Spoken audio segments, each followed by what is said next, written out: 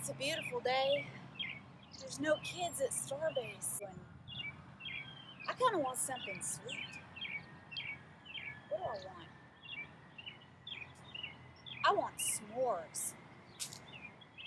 But I don't have a campfire. I can't do s'mores. But wait! At STARBASE, we know about energy. I can capture the energy from the sun and I can make s'mores. Let's go! To make a solar oven for s'mores, you'll need a box, a piece of black construction paper, plastic wrap, aluminum foil, a ruler, scissors, and tape, and of course your s'more supplies of graham crackers, chocolate, and marshmallows. The first thing you want to do is cut a hole in the top of the box for your oven.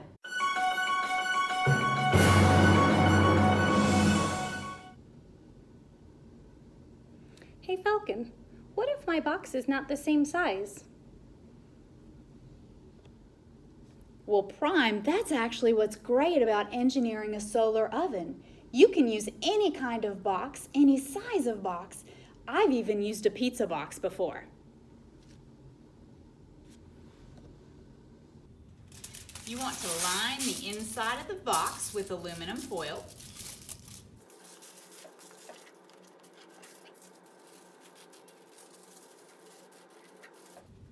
Then we put a piece of black paper right down in the middle of our oven.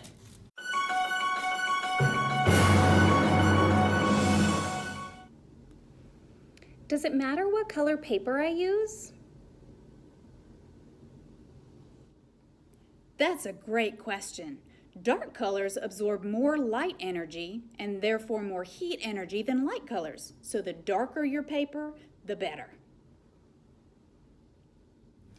And finally, we want to put the window on our oven to allow the solar energy to come in by putting a piece of plastic wrap over the hole that you created in the top of your oven. Make sure when you're done that you have lined the entire inside of your oven with aluminum foil to maximize the radiant energy. All right, now it's time to get cooking.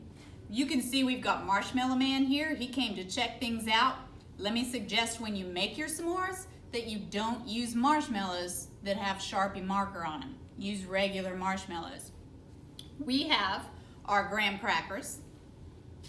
They're going to go right on the black surface inside your oven. Then you've got regular chocolate, or if you want to get crazy and mix things up, you can use peppermint bark. Then you've got your marshmallow that's going to sit on top of your chocolate or your peppermint bark. Then the final piece is our top covering. And now we'll take them outside. We know the radiant energy from the sun transforms into heat energy. But how much heat energy is in our solar oven? We're going to use some scientific equipment to find out. We're going to measure the temperature in degrees Celsius outside and then inside the oven, and we're going to watch it change as it heats up.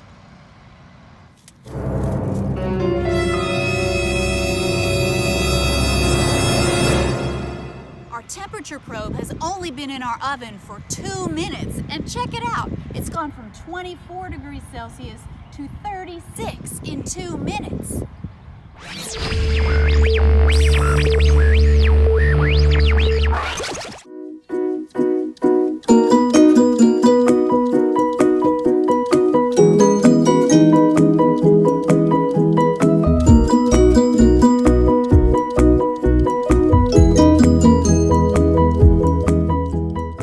Falcon, it's working, it's working. Can we eat it now?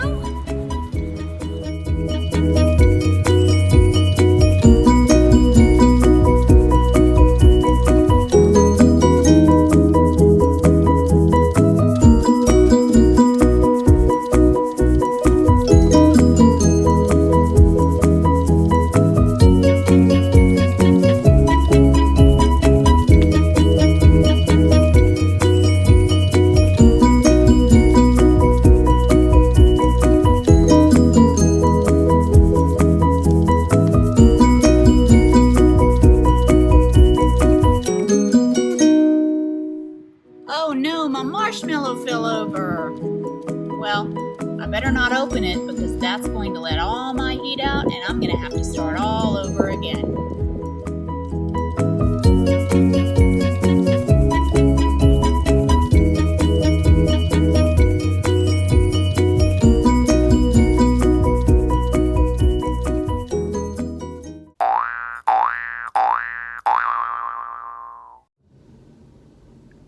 I'm getting pretty hungry, but this seems like it's taking too long. How do I know that this is working? You have to be patient, Prime. Remember, we're not using a real oven because those get to be about 350 degrees. Our solar oven is going to take much longer. And remember, it's just April. So imagine if you were doing this in August, it wouldn't take nearly this long. But you know what? It might be about time to go check it.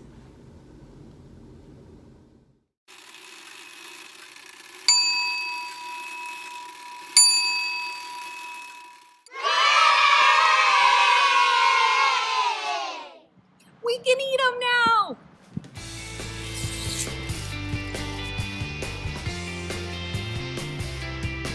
Oh, gooey.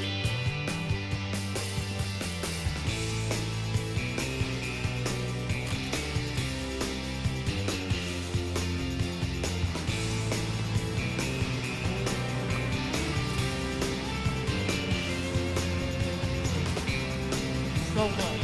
It's so good. Oh my goodness.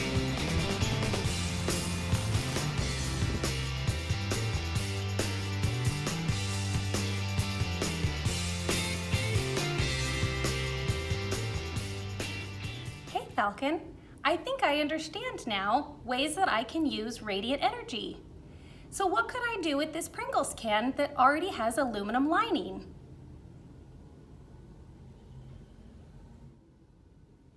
Prime, that's genius! I love how you're taking your knowledge of engineering and your knowledge of radiant energy and coming up with great new ideas. I think that I have a great idea for your Pringles can. Hot dogs. If we do hot dogs and s'mores, we've got the makings of a perfect solar campfire.